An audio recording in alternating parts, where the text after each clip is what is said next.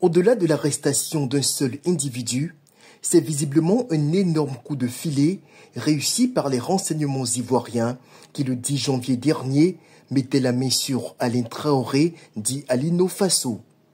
Chaque jour, on rajoute aux informations fuitant des interrogatoires de cet activiste burkinabé soupçonné d'être au cœur d'un vaste plan de déstabilisation de la Côte d'Ivoire.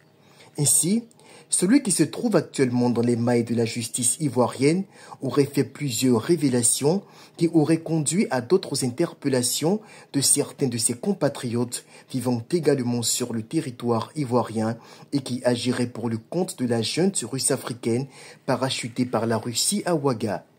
Par ailleurs, l'activiste dont la disparition crée une terrible onde de choc dans les milieux complotistes au Burkina aurait livré de sinistres confidences sur les plans de l'engeance sahélienne au service de la Russe-Afrique concernant la marche programmée du 13 septembre dernier, planifiée par l'opposition ivoirienne contre la vie chère.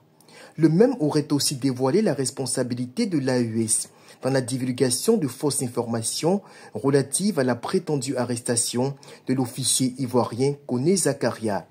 L'on se souvient que cette folle rumeur, relayée par un certain Chris Yapi, cerveau de la nébuleuse propagandiste à la solde des intérêts impérialistes des Russes en Afrique, avait pour un temps fait grand bruit dans le débat public jusqu'à ce que le concerné réapparaisse en parfaite santé.